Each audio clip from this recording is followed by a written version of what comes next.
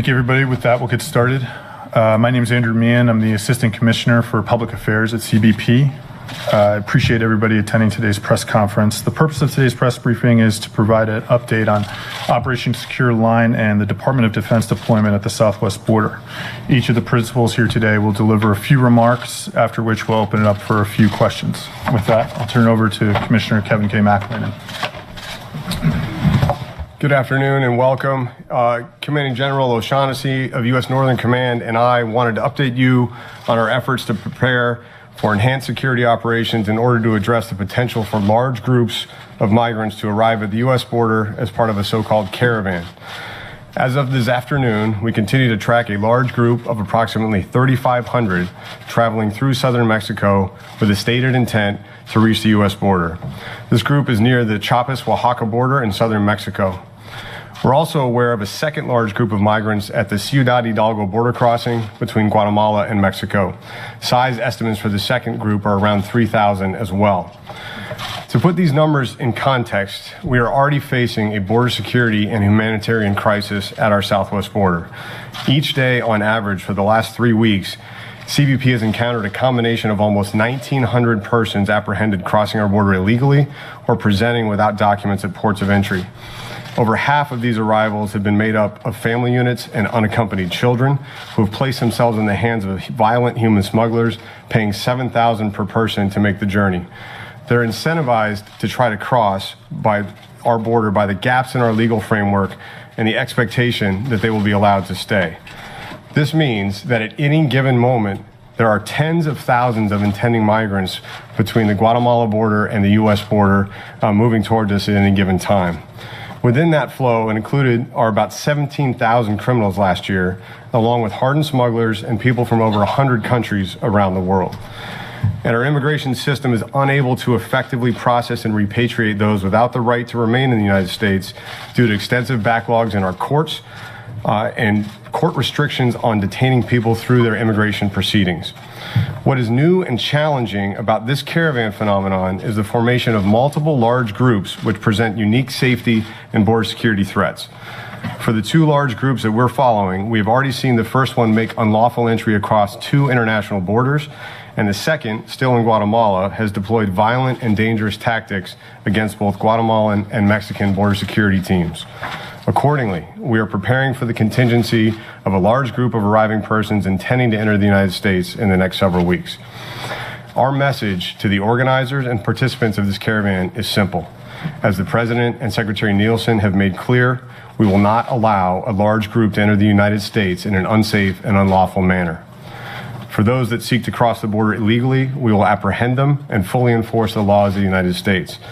For those that seek to make an asylum claim safely and lawfully at a port of entry, the government of Mexico has already offered you protection and employment authorization.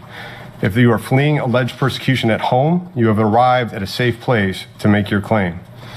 If you're an economic migrant seeking to join family members in the United States, you should return home and apply for the appropriate visa.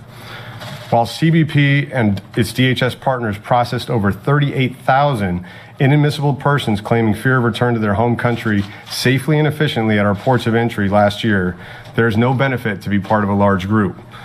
The caravan has already been offered protections in Mexico. You will not be allowed to enter the U.S. the same way.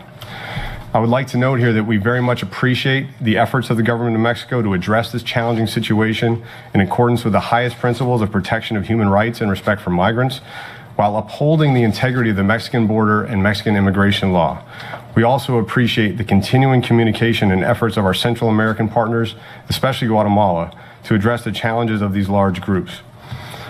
In terms of our preparations at the border, yesterday we launched Operation Secure Line, a multi-phased and flexible operational response designed to ensure that we are prepared for any number of contingencies involved with the arrival and attempted crossing of a large group of intending migrants at our border, whether they attempt to cross at a port of entry or unlawfully in between ports of entry.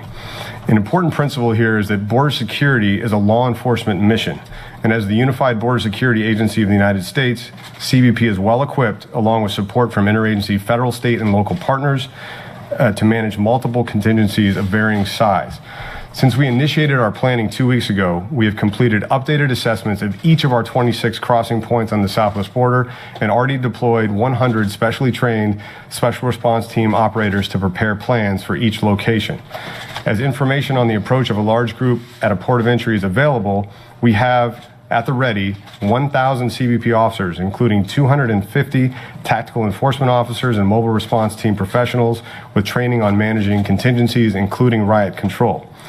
Between ports of entry, we have an additional 830 Border Patrol agents on standby ready to deploy, to include 140 special operations agents, 385 mobile response team agents, and an additional 350 agents from unaffected sectors. These agents will be augmented and supported by over 24 CBP air assets for surveillance and mobile response, including 4 Blackhawks, 6 additional helicopters, as well as multiple fixed-wing assets and unmanned aerial systems. Due to the large size of the potential caravans that may arrive at the border, however, the Department of Homeland Security has further requested the support of the Department of Defense. This is in addition to the 2,000 National Guard personnel already augmenting operations under Operation Guardian support and making an impact in border security, supporting apprehensions and drug seizures since last year. Specifically, CBP has requested that DoD provide support in several key areas. Significant air and ground transportation and logistics support to move CBP personnel and equipment to locations of operational focus, engineering capabilities and equipment to help ensure our ability to secure our legal crossings in key areas of the border, medical support units, mobile housing for sustaining CBP deployed personnel, and extensive planning support. I will turn it over to General O'Shaughnessy to detail DoD's robust response to our request for support in just a moment. But let me close by saying that regardless of the operational contingencies we face, along with its interagency partners and unprecedented support from DoD, CBP will ensure border security. We will not allow a large group to enter the U.S. unlawfully. We will maintain lawful trade and travel to the greatest extent possible. We will act in accordance with the highest principles of law enforcement. We will treat intending migrants humanely and professionally at all times, and the safety of CBP personnel, especially our law enforcement personnel on the front lines, as well as the traveling public, will remain paramount. Thank you.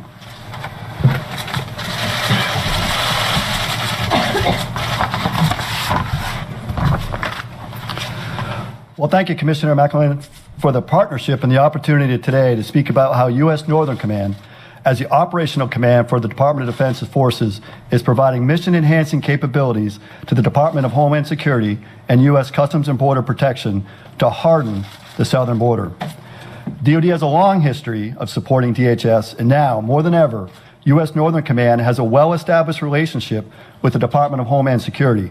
Examples include the recent support for Hurricane Michael, Hurricane Florence, our cybersecurity initiatives, and our critical infrastructure protection that we're doing with the Department of Homeland Security. Our mission of Homeland Defense is inextricably linked to the Department of Homeland Security's mission of Homeland Security.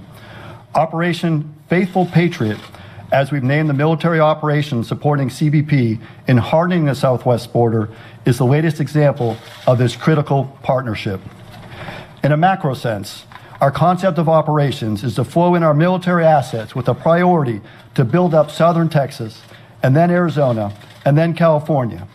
We'll reinforce along priority points of entry so as to enhance CBP's ability to harden and secure the border. The specific request for assistance is for the active duty military to enhance the capacity and capabilities of CBP by providing robust military capabilities. Our first level of effort with CBP will be to harden the points of entry and address key gaps in areas around the points of entry. And here's a list of just some of the capability that we're bringing. First, the U.S. Army Corps of Engineers. They bring amazing expertise earned through years of experience under challenging conditions, including the current work of building the border wall.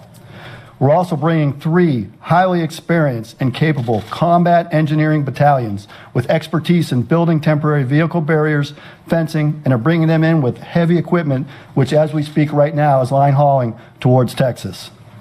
We're bringing military planning teams that are already actively engaged with their CBP counterparts. We've integrated command and control capabilities. We're working with our aviation, engineering, medical, and logistic resources to bring them to bear. We're bringing 3 medium-lift helicopter companies in. These are aircraft equipped with the latest technology. They're enhanced with optics. They have MVGs. They have sensors that will allow them to operate at night and be able to provide assistance to bring our CBP personnel exactly where they need to be, regardless of the conditions. We'll be able to spot and identify groups and rapidly deploy CBP personnel where they're needed. The helicopters will ensure the CBP agents can arrive in the most austere locations. They can fast rope down if they need to. They can conduct and work their law enforcement activities. These aircraft will also ensure those agents needing medical assistance will be able to get that assistance when required. In addition, we're bringing military police units. We're bringing strategic airlift to bear. As we sit right now, we have 3 C-130s and a C-17 that is ready to deploy CBP personnel wherever they need to be at any time. We have deployable medical units. We have the logistical support. We have command posts. We're bringing again command posts so we can combine with CBP, and we have combined command posts where our operational commanders will be working side by side to integrate our efforts. And make no mistakes, as we sit right here today, we have about 800 soldiers that are on their way to Texas right now. They're coming from Fort Campbell. They're coming from Fort Knox. They're moving closer to the border. They're going to continue their training, and they're ready to deploy to be actually employed on the border. We're deploying aviation assets that can quickly transport our CBP personnel. But it isn't just the men and equipment and the soldiers that we're bringing. We've already brought critical material, and it's already in place. We have enough concertina wire to cover up to 22 miles already deployed, already to the border. We have additional concertina wire that we can string with over 150 miles available. Additionally, working at where the reinforcements are needed so we can get it exactly where CBP wants us to put it. By the end of this week, we will deploy over 5,200 soldiers to the southwest border. That is just the start of this operation. We'll continue to adjust the numbers and inform you of those, but please know that's in addition to the 2,092 that are already employed from our National Guard Operation Guardian support that's been so effective. And my final point I'd like to stress is that everything I've discussed here fully adheres to our current authorities and governed by law and policy. We know border security is national security, and the U.S. military will advance CBP's capability to harden the border. Department of Defense is already and will continue to provide support to CBP to secure the border. Thank you. With that, we'll open it up for a few questions. Tara? Thank you. General O'Shaughnessy, Tara Kopp with Military Times. A couple of questions, sir. First, why weren't National Guard forces used instead, since it's typically a state governor role to bring those troops to the border? Secondly, how will you ensure that the active duty forces along the border will be operating in compliance with Posse Comitatus, and will those forces be armed? Thank you. Yeah, thanks for those questions. First, to be clear, Operation Guardian Support continues on. 2,092 National Guardsmen employed right now under the governor's authority. That will continue. This effort, Faithful Patriot, is complementary to that effort, but brings additional capability and capacity to help CBP. With respect to Posse Comitatus, everything that we are doing is in line with and adherence to Posse Comitatus. But sir, why not use the National Guard forces? And will the forces, the active duty troops on their way, will those soldiers be armed? To be clear, we are using the National Guard forces, and that's under Operation Guardian Support, very effectively being employed as we speak right now. We're bringing additional capability with Title X forces under Faithful Patriot. We have the authority given to us by Secretary Mattis. The units that are normally assigned weapons, they are in fact deploying with weapons. Ann Flaherty with ABC News. My question is for the CBP Commissioner. You're talking about a caravan that's already dwindled down to 3,500 people. The last caravan eventually dwindled down to only 400 people by the time it reached the border. And yet you're talking about numbers for the active duty military that would be double that. Why do you feel that this is necessary? And is this a political move shortly before the election? Yeah, this group is very large. 3,500 is much larger than the Via Crucis caravan or caravans we've seen in the past. We do see other large groups forming. Again, there's 3,000 or so at the Guatemala-Mexico border now, hoping to join up with the lead group. We do see other caravans forming in El Salvador and elsewhere in Central America. So we've got to be prepared for the potential arrival of a very large group. And because of the size, we want to be able to handle it effectively and safely. What we saw when this group crossed the Honduras-Guatemala borders, they did it very forcefully. They pushed past the Guatemalan security forces. Even more risky was on the Guatemala-Mexico border, where it was a combination of near rioting on the bridge and then crossing illegally the Rio Suchate. So we saw those tactics, which are different than we've seen in past large groups, and we want to be ready for that. And we think this opportunity to harden our ports of entry, to be ready for mobile deployment between ports, is a better way to prepare for the potential arrival of a large group like this. And do you see this move as political to assuage voters that might be concerned about these caravans? No, this is a law enforcement operation from CBP's perspective, and we partner with DoD all the time to help secure our border. Next question for the Commissioner. For foreign nationals who reach American soil and attempt to exercise their legal right to seek asylum in the United States, how do you plan to proceed? Yeah, under existing law and policy, we'll process people that we apprehend crossing illegally or arriving and presenting lawfully but without documents at our ports of entry the same way we're doing currently. Will be taken into custody, not returned to Mexico? That's an ongoing conversation on how we best handle that group. If they come as a large group, we are talking with Mexico. We're also considering all potential options in terms of administration authority. Geneva. Commissioner, where are the Geneva CNN? Can you tell me where the Border Patrol additional services are coming from? Are any coming from the northern border or other areas around the country? Yes. So first of all, I mentioned the special operations groups. This is the Border Patrol Tactical Unit, the Border Patrol Search, Trauma, and Rescue Teams. That's a significant portion of the mobile troops. We also have agents identified as members of mobile response teams that come from sectors all over the country. And then because the northern border sectors aren't directly affected by a potential caravan arrival, we would potentially pull a few hundred agents from the northern border if we saw the need for a full-scale operation. Is that happening in this first part, or is that potentially in the future? That's potentially in a future phase as a caravan gets closer and depending on the size of the caravan.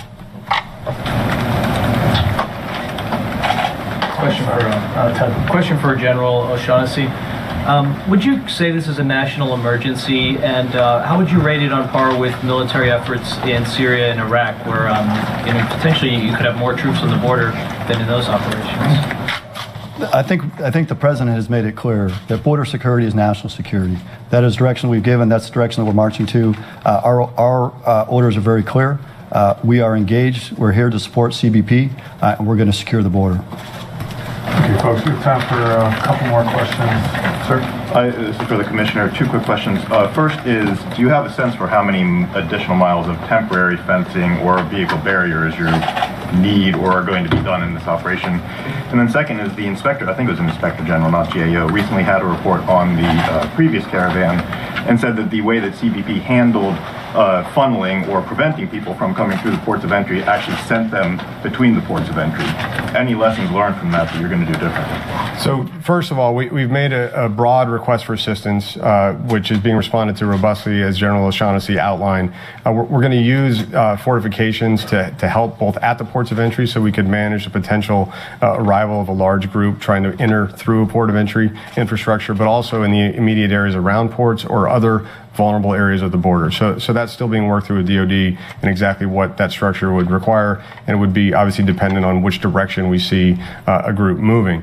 Now, you can only process a certain number of people at a time, even if they're presenting lawfully. So we would want to work with the government of Mexico if this group does make it all the way to the border. And again, the president of Mexico has offered very generously protections, employment authorization, shelter, and status to this group in Mexico.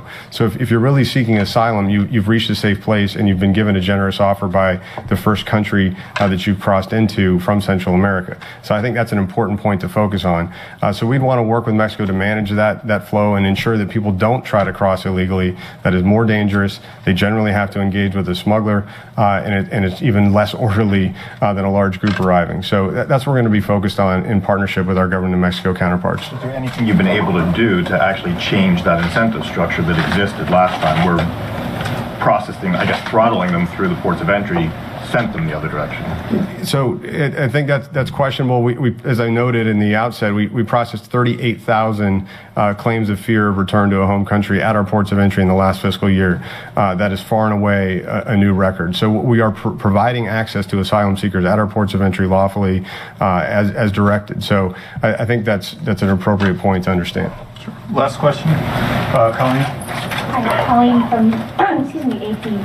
I just wanted to clarify if people are crossing between ports of entry, will they be able to claim asylum if they make it through? What will happen in terms of trying to claim asylum if they manage to get through?